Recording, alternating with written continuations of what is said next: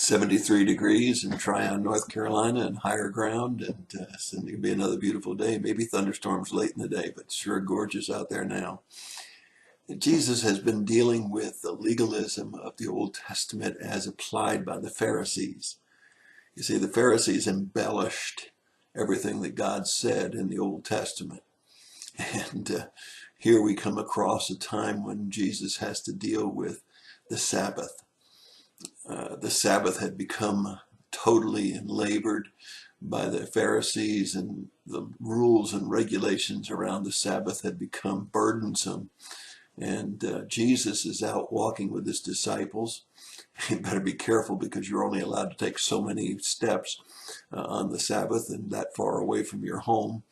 And now he was walking through a grain field, and his disciples became hungry. They plucked some grain, and the Pharisees said that they were working on the Sabbath.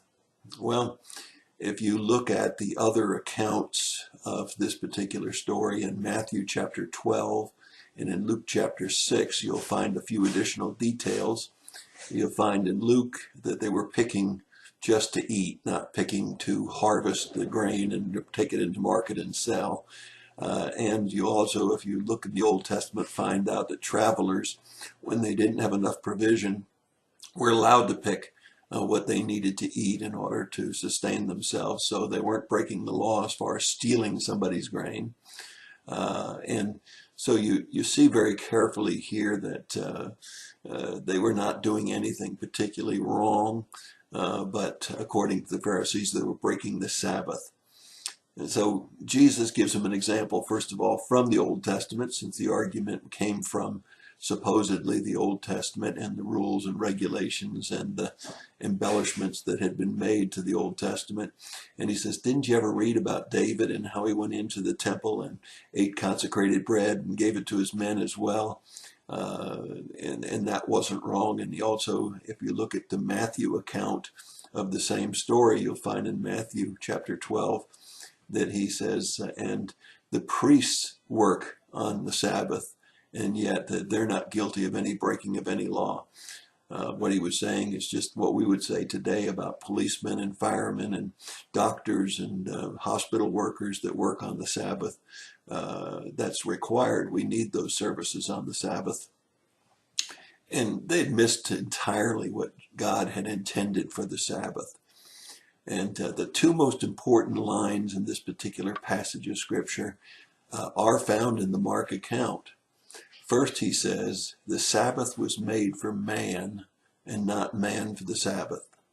In other words, God wanted the Sabbath to do good for man. And he created the Sabbath rest, because man needs rest.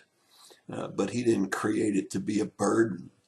And then he says, and the Son of Man is the Lord of the Sabbath.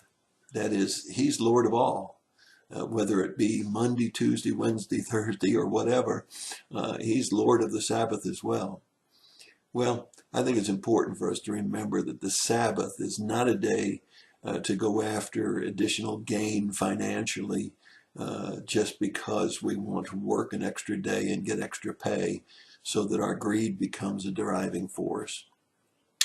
And it certainly doesn't want to become a day that we leave the Lord out of our lives and do nothing but hunt or fish or some activity that's fun and completely leave the Lord out. It's supposed to be a day of rest and worship. And we need to keep a Sabbath in our lives, even if our Sabbath is a Monday or a Wednesday or some day when we are off work.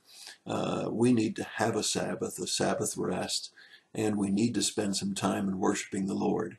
I hope that you'll remember that even when you can't rest on the Sabbath, even when you can't worship on the Sabbath, that you can make your Sabbath any day, because you see, the Sabbath was not for the rules and regulations of the Pharisees. The Sabbath was made for man, not man for the Sabbath. And God, through Jesus Christ, who was God in the flesh, is the Lord of the Sabbath, whatever day of the week it might be. That's your thought for the day. God bless you and have a great day.